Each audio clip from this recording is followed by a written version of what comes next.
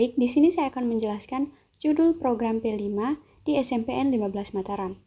Berdasarkan hasil observasi yang telah kami lakukan di SMPN 15 Mataram pada hari Jumat 29 Agustus tahun 2025, program P5 yang dilaksanakan di SMPN 15 Mataram meliputi 3 tema, yakni 2 tema di semester 1 dan 1 tema di semester 2. Tema yang diambil pun beragam, seperti gaya hidup berkelanjutan, Bhinneka Tunggal Ika, hingga demokrasi.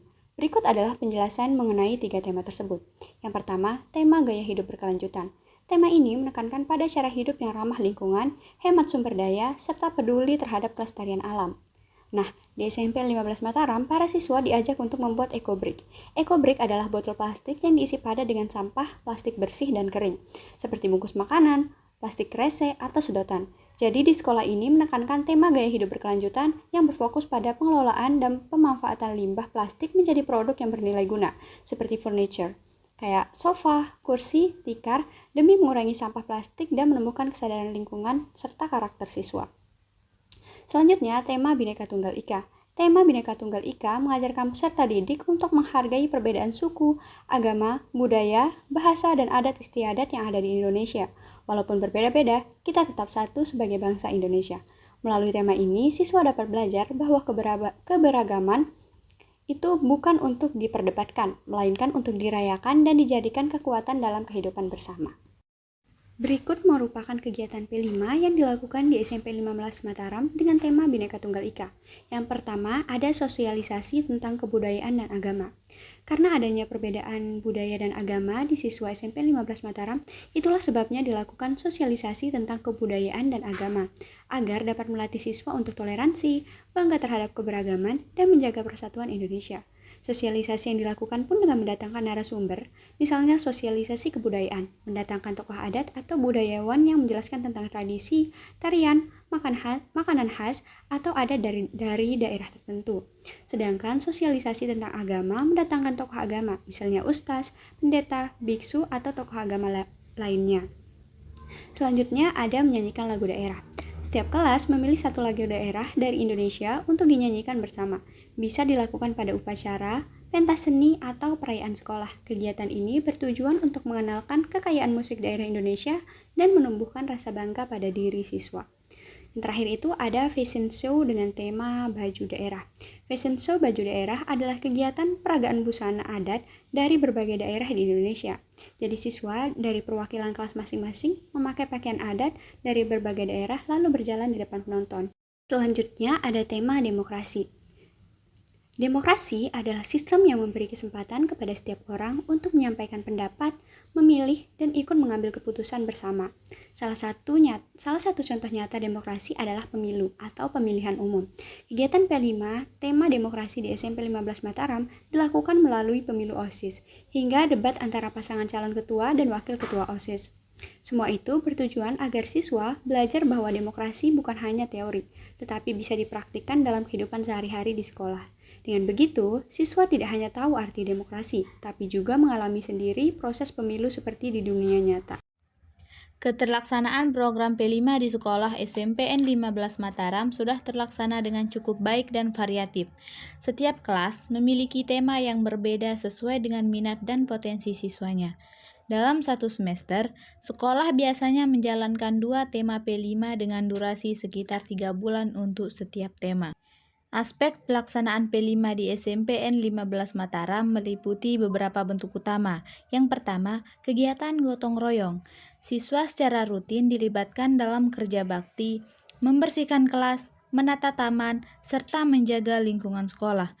Hal ini menanamkan rasa kebersamaan, tanggung jawab, dan kepedulian terhadap lingkungan. Kedua, penghargaan terhadap budaya, seperti menampilkan tarian tradisional, pertunjukan drama, dan fashion show bertema budaya. Kegiatan ini membangkitkan rasa bangga terhadap budaya lokal sekaligus melatih keberanian siswa untuk tampil di depan umum. 3. Pengolahan sampah plastik menjadi kerajinan, seperti tikar bunga, tempat pensil, dan hiasan dinding. Dari sini, siswa belajar kreativitas sekaligus kepedulian terhadap lingkungan. Terakhir, fashion show bertema budaya, seperti menampilkan pakaian adat dan kreasi seni. Tahap selanjutnya adalah aspek evaluasi. Dalam mengevaluasi pelaksanaan P5, SMPN 15 Mataram menggunakan berbagai metode yang tidak hanya menilai aspek akademik, tetapi juga karakter dan keterampilan siswa. Beberapa bentuk evaluasi yang dilakukan antara lain. Pertama, observasi langsung. Guru mengamati keterlibatan siswa dalam kegiatan, misalnya saat gotong royong, diskusi kelompok, presentasi proyek, dan pertunjukan seni. Kedua, ada refleksi siswa. Setelah mengikuti kegiatan, siswa diberi kesempatan untuk menuliskan pengalaman mereka, apa yang telah dipelajari, dan bagaimana nilai-nilai itu bisa diterapkan dalam kehidupan sehari-hari. Yang ketiga, penilaian proyek dan produk kreatif. Karya siswa seperti kerajinan daur ulang, fashion show, maupun pementasan seni dijadikan bahan penilaian. Yang keempat, ada portofolio. Dokumentasi kegiatan ini dan hasil karya siswa dikumpulkan sebagai portofolio yang menunjukkan perkembangan keterampilan dan karakter mereka. Yang kelima, ada penilaian sikap dan karakter. Guru menilai aspek sikap seperti kerjasama, tanggung jawab, toleransi, dan disiplin. Yang keenam, apresiasi dan pameran karya. Sekolah memberikan apresiasi dengan menampilkan karya atau pertunjukan siswa di depan warga sekolah. Hal ini sekaligus menjadi bentuk evaluasi dan motivasi bagi siswa agar lebih bersemangat. Berdasarkan hasil observasi, keterlaksanaan P5 di SMPN 15 Mataram telah berjalan dengan baik melalui kegiatan gotong royong, penghargaan budaya, proyek kerajinan dan sampah plastik, fashion show, tarian, drama, serta sosialisasi nilai-nilai Pancasila. Dari sisi evaluasi, sekolah tidak hanya menilai aspek kognitif, tetapi juga menekankan pada sikap, karakter, dan kreativitas siswa. Artinya, secara keseluruhan, P5 di SMPN 15 Mataram sudah berkontribusi nyata dalam membentuk siswa yang berkarakter sesuai nilai-nilai Pancasila, meskipun masih perlu pengembangan agar lebih bervariasi dan berdampak luas. Adapun faktor pendukung dan penghambat pelaksanaan P5. Yang pertama, faktor pendukung di sekolah SMPN 15 Mataram. Di antaranya, tema kegiatan variatif. SMPN 15 Mataram telah melaksanakan berbagai tema P5 seperti Bhinneka Tunggal Ika, demokrasi, dan isu lingkungan. Tema-tema tersebut diwujudkan dalam kegiatan nyata seperti pertunjukan tari daerah, drama, fashion show pakaian adat, hingga simulasi pemilu. Variasi ini membuat siswa tidak bosan karena mereka belajar dari berbagai sisi kehidupan, mulai dari seni, budaya, hingga politik. Yang kedua, penanaman nilai karakter. Melalui P5, siswa SMPN 15 Mataram tidak hanya belajar teori, tetapi juga mengembangkan karakter positif. Kegiatan proyek melatih mereka untuk bekerja sama, gotong royong, serta menghargai perbedaan budaya maupun pendapat. Nilai-nilai ini sejalan dengan tujuan kurikulum Merdeka, yaitu membentuk pelajar yang berkarakter dan memiliki profil Pancasila. Yang ketiga, partisipasi siswa. Antusias siswa SMPN 15 Mataram dalam mengikuti proyek P5 tergolong baik. Contohnya, saat melaksanakan kegiatan seni dan budaya, siswa bersemangat menampilkan kreativitas mereka. Partisipasi aktif ini menjadi modal penting untuk keberhasilan pelaksanaan P5, karena siswa tidak hanya sebagai penerima pelajaran, tetapi juga aktor utama dalam kegiatan. Yang kedua, faktor penghambat di SMPN 15 Mataram. Di antaranya, yang pertama, jadwal dan waktu terbatas. Jadwal pelajaran yang padat membuat pelaksanaan P5 sering berbenturan dengan mata pelajaran maupun agenda sekolah lainnya. Akibatnya, kegiatan proyek tidak selalu bisa berjalan sesuai rencana karena keterbatasan waktu. Yang kedua, sarana dan prasarana terbatas. Beberapa proyek membutuhkan fasilitas tambahan seperti peralatan seni, bahan prakarya, dan ruangan khusus. Namun, sekolah masih mengalami keterbatasan sarana, sehingga tidak semua ide kreatif bisa terrealisasi dengan baik. Yang ketiga, koordinasi guru atau tim pelaksana. Yang keempat, pelaksanaan P5 membutuhkan kerjasama lintas guru. Tapi tidak semua guru di SMPN 15 Mataram memahami konsep P5 dengan sama baiknya. Kurangnya koordinasi ini terkadang membuat proyek tidak berjalan optimal.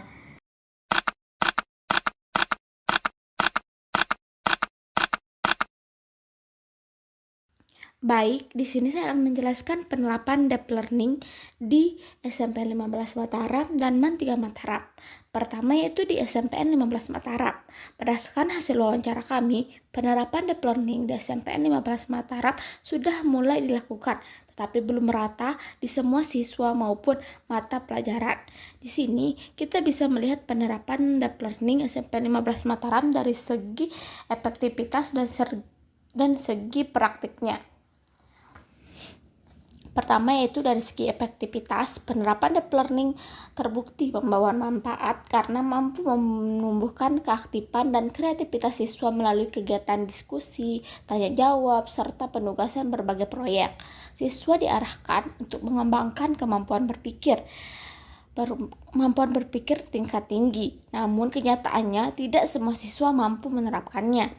Selanjutnya itu dalam praktiknya, guru mencoba menciptakan suasana yang lebih terbuka dan partisipatif. Siswa diberikan kesempatan untuk mengeksplorasi materi, membuat analisis, bahkan mengaitkan pelajaran dengan realitas sosial yang mereka temui di lingkungan sekolah. Berdasarkan hasil observasi yang telah dilakukan di MAN 3 Mataram, program P5 yang dilaksanakan di MAN 3 Mataram meliputi 3 tema, yaitu kehidupan, pernikahan, dan kematian dalam adat Sasak. Di MAN 3 Mataram, P5 berjalan dengan baik dan memberikan banyak manfaat bagi siswa karena dapat memahami bahwa kehidupan manusia memiliki siklus yang sangat syarat dengan makna serta nilai-nilai luhur. Yang pertama yaitu kehidupan.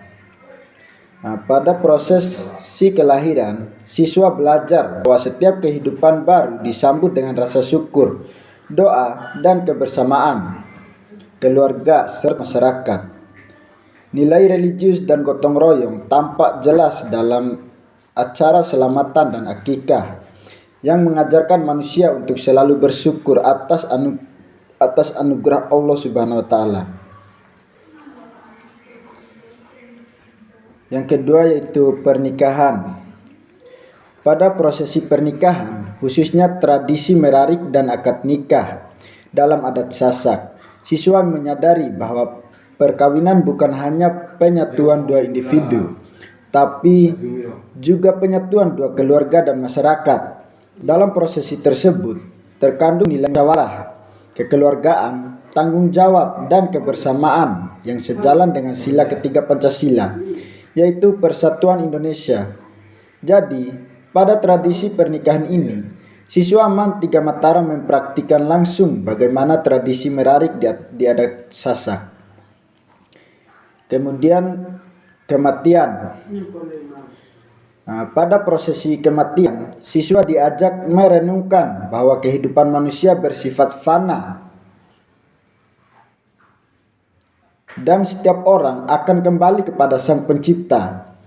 Pada kegiatan ini, siswa mempraktikkan bagaimana cara memandikan jenazah hingga dikuburkan. Selain itu, siswa juga diberikan pemahaman terkait tradisi nyiwa, tahlilan, dan selamatan 3, 7, sampai 1000 hari.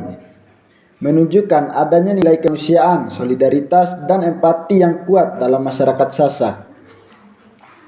Siswa belajar untuk menghormati orang yang sudah meninggal sekaligus menjaga silaturahmi dengan keluarga yang ditinggalkan.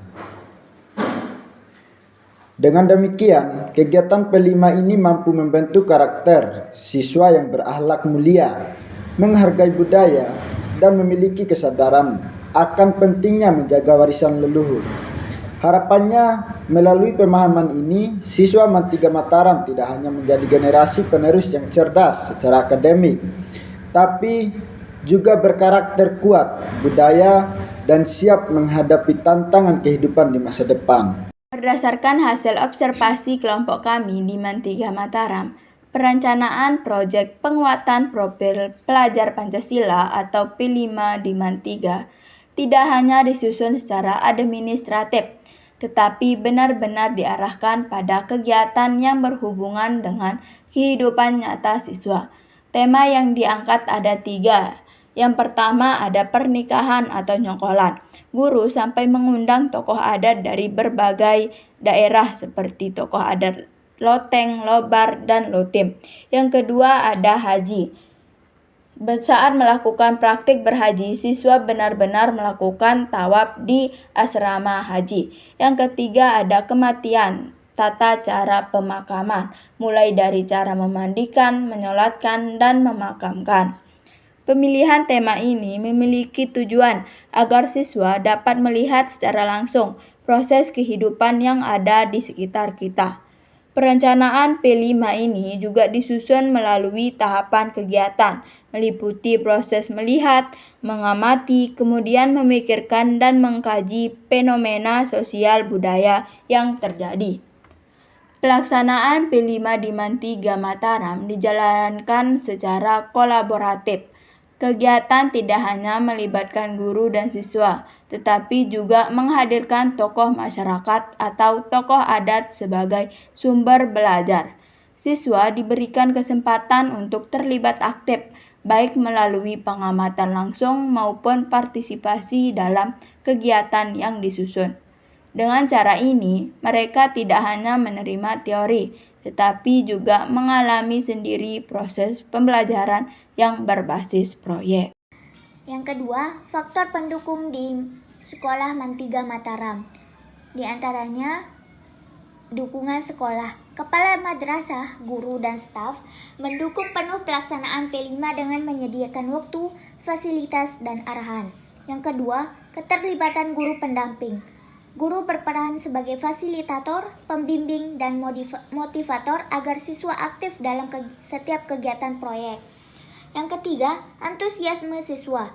Siswa semangat karena kegiatan P5 bersifat kreatif, praktik, dan berbeda dari pelajaran biasa yang mereka lakukan sehari-hari. Yang keempat, kerjasama dengan pihak luar. Adanya kolaborasi dengan narasumber atau tokoh masyarakat, di mana MAN 3 Mataram mendatangkan narasumber berupa tokoh adat dalam kegiatan P5-nya yang bertema kehidupan, pernikahan, dan kematian. Adapun faktor penghambatnya di sekolah MAN 3 Mataram, di antaranya yang pertama adanya keterlambatan dalam mengurus surat P5, sehingga pelaksanaan P5 di MAN 3 Mataram lebih lambat daripada sekolah yang lain. Yang kedua, keterbatasan waktu. Jadwal pelajaran padat membuat alokasi P5 terbatas. Siswa di MAN 3 Mataram sudah memiliki jadwal pembelajaran reguler yang penuh, termasuk mata pelajaran umum dan keagamaan. Hal ini membuat waktu untuk pelaksanaan P5 sering berbenturan dengan kegiatan belajar mengajar. Penerapan deep learning di MAN 3 Mataram. Berdasarkan hasil observasi penerapan deep learning di MAN 3 Mataram menunjukkan beberapa poin penting. Pertama yaitu pelaksanaan pelatihan. Guru di MAN 3 Mataram telah mengikuti beberapa kegiatan workshop terkait deep learning. Materi yang diberikan dalam pelatihan tersebut sudah menyentuh aspek dasar implementasi deep learning dalam pembelajaran. Selain itu, guru juga aktif melakukan browsing mengenai tren terbaru dan mengikuti pelatihan yang difasilitasi oleh BPMP dengan menghadirkan narasumber ahli. Selanjutnya itu pemahaman guru. Meskipun sudah pernah mengikuti workshop, namun sebagian guru masih mengalami kendala dalam memahami konsep deep learning tersebut. Selanjutnya, masih ada guru yang belum sepenuhnya menguasai maupun mengetahui lebih dalam terkait praktik deep learning. Hal ini akan menghambat proses transfer ilmu ke siswa kurang optimal. Oleh karena itu, diperlukan pemahaman yang komprehensif dan konsisten dalam praktik pembelajaran. Yang terakhir yaitu sarana dan prasarana. Dari segi sarana dan prasarana, MAN 3 Mataram sudah memiliki fasilitas yang cukup memadai untuk mendukung penerapan deep learning tersebut. Namun masih terdapat beberapa keterbatasan dalam pemanfaatan fasilitas tersebut karena tidak semua guru optimal dalam menggunakannya. Oleh karena itu, perlu adanya dukungan manajemen sekolah agar sarana dan prasarana dapat dimaksimalkan demi mendukung inovasi pembelajaran berbasis deep learning tersebut.